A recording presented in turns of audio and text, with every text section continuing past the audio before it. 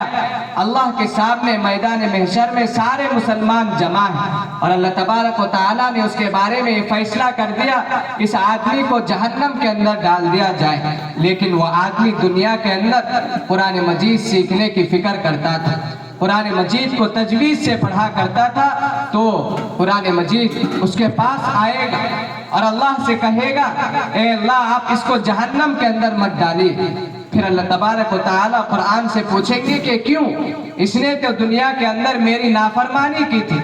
اس نے تو دنیا کے اندر میری نااطاعتی کی تھی، اس لیے میں اس کو جہنم کے اندر ڈال رہا ہوں۔ پھر فرشتے اس کو جہنم کی طرف کھینچ کر لے جائیں گے۔ وہ قرآن مجید اس آدمی کے پاس آ کر فرشتوں کو کہے گا کہ اس کو جہنم کے اندر مت ڈالو، میں اللہ کے سامنے جا کر اس کی جو سفارش کروں گا، میں اس کو جنت کے اندر بھیجوں گا۔ پھر وہ قرآن مجید اللہ کے یہاں آئے گا اور آ کر یہ کہے گا اے اللہ بھلے اس آدمی نے دنیا کے اندر آپ کی نافرمانی کی ہوگی، آپ کی نااطاعتی کی ہوگی، لیکن اس نے جو ہے مجھ کو دنیا کے اندر پڑھا، اس نے مجھ کو اپنا اوڑھنا بچھونا بنایا، یہ اپنی زندگی کا جو ہے ہر کام میرے جو فیصلے کے مطابق کرتا تھا، لہذا اے اللہ آپ اس کو میری برکت سے آپ اس کو جنت کے اندر ڈال دیجیے۔ پھر اس کے بعد اللہ تبارک و تعالیٰ قرآن کی بات کو سن کر اللہ تبارک و تعالیٰ نے جس پر جہنم میں جانا واجب کر دیا تھا اس کو جہنم کے بجائے جنت کے اندر ڈال دیں گے، یہ صرف اور صرف قرآن کی سفارش کی برکت پر۔ اسی کو اللہ کے نبی نے فرمایا القرآن حجت لک او علیک، اور آگے فرمایا کہ جو آدمی قرآن مجید کو دنیا کے اندر نہیں پڑھتا تھا لیکن اللہ کی بات مانتا تھا لیکن قرآن مجید سے دور تھا، اب اللہ تبارک و تعالیٰ نے اس کے بارے میں فیصلہ کر دیا کہ آدمی جنت کے اندر جائے گا، لیکن جنت کے فرشتے اس آدمی کو جنت کی طرف لے جائیں گے، قرآن مجید اس کے لیے وبال بن کر آ جائے گا اور اللہ سے کہے گا کہ اللہ آپ اس کو جنت کے اندر کیوں بھیج رہے، آپ تو اس کو جہنم کے اندر ڈالی۔ اللہ تبارک و تعالیٰ قرآن سے پوچھیں گے کہ کیوں؟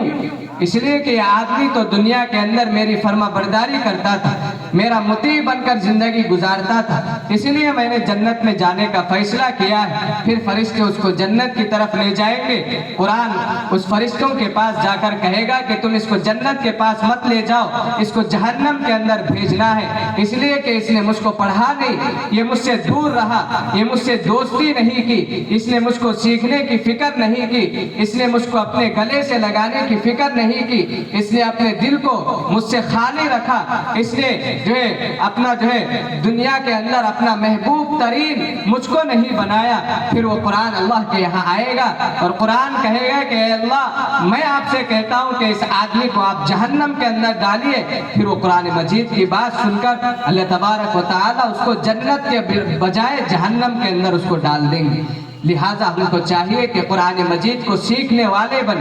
قرآن مجید کو تجوید سے پڑھنے والے بن، قرآن مجید کی تجوید کی رعایت کرے، قرآن مجید کے جو اعراب ہیں یعنی کہ زبر زیر پیش اور اسی طرح سے جتنے بھی اعراب ہیں ان اعراب کی جو ہے رعایت کرے، ہا کی آواز کیسے نکالی جائے، چھوٹی ہا کی آواز کیسے نکالی جائے، عین کی آواز کیسے نکالی جائے، یہ تجوید کی رعایت ہے۔ یہ اس کی رعایت کرتے ہوئے آدمی کو قرآن مجید کی تلاوت کرنی چاہیے، تب جا کر قرآن مجید ہمارا رفیق بنے گا، قرآن مجید ہمارا دوست بنے گا اور ہم تنہا رہیں گے لیکن قرآن مجید ہمارا ساتھ دے گا۔ آدمی کے مرنے کے بعد قبر کے اندر کوئی کام نہیں آئے گا، قرآن مجید اس کا کام آئے گا، قرآن مجید کا پڑھنا اس کا کام آئے گا اور قرآن مجید ہی اس کے لیے دوست اور اس کے لیے محافظ بن کر قبر کے اندر اس کا ساتھ دے گا۔ لہٰذا آج سے یہ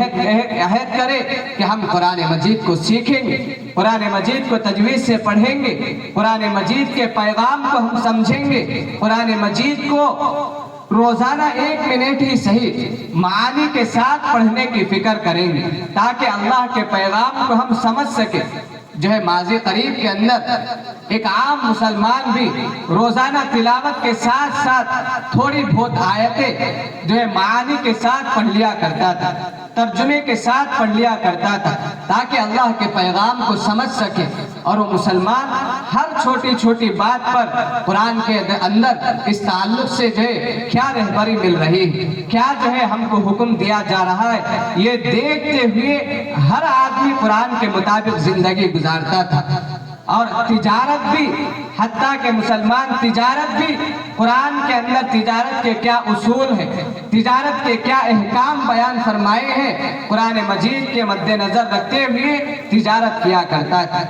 لہذا اب آج کے ہم مسلمانوں کے اندر سے قرآن کو سیکھنا، قرآن کے پیغام کو سمجھنا، قرآن مجید کے اندر اللہ تبارک و تعالیٰ کی طرف سے کیا پیغام، کیا احکامات ہم کو دیے جا رہے، ہم نے اس کو بھلا دیا، ہم نے اس کو پسے پشت ڈال دیا، ہم نے جو ہے قرآن مجید کی رہبری لینا ہم نے چھوڑ دی، جس کی وجہ سے ہم سود کے اندر لگے ہوئے، ہم اپنے کاروبار کے اندر حرام اور حلال کی تمیز کو ہم نے بھلا دیا، اس لیے کہ ہم نے قرآن کو چھوڑ دیا، ہم نے قرآن مجید کے آفاقی پیغام کو پسے پشت ڈال دیا، اللہ کا کیا پیغام ہے ہم نے اس کو چھوڑ دیا۔ اور آج کل جو ہے کتنے جگہوں پر کتنے رسومات جو ہے پیدا ہو رہے، اور جو ہے تھوڑی سی تقریب کے اندر کتنا پیسہ جو ہے اسراف کیا جا رہا ہے، یہ کیوں؟ اس لیے کہ ہم نے قرآن کو چھوڑ دیا۔ قرآن کے اندر تو اللہ نے بیان فرمایا کہ تم ولا تسرفو، کہ تم اسراف مت کرو، یعنی کہ تم فضول خرچی مت کرو۔ لیکن اگر ہم قرآن کو پڑھنے والے بن جاتے، قرآن کو سیکھنے والے بن جاتے، قرآن کو جو ہے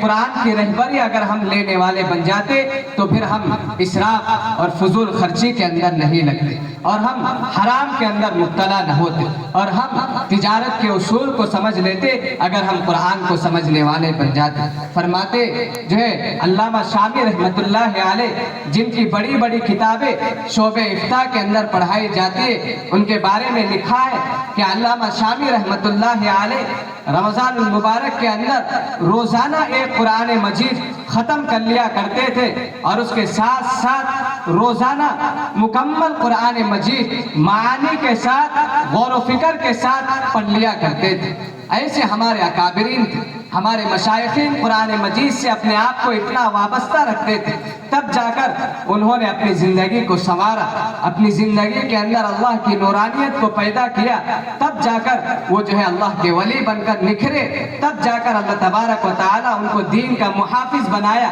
اگر آج ہم بھی قرآن مجید کے پیغام کو مضبوطی سے پکڑا رکھا، اور اسی طرح سے قرآن مجید کو روزانہ پڑھنے والے اگر ہم اپنے آپ کو عادی بنا لے، اور روزانہ تھوڑا سا وقت نکال کر قرآن مجید کو معانی کے ساتھ، تدبر کے ساتھ، غور و فکر کے ساتھ، سمجھ کے ساتھ اگر ہم پڑھ لیے، تو پھر ہماری زندگی تقوی کے اعلیٰ درجے کو پہنچ جائے گی۔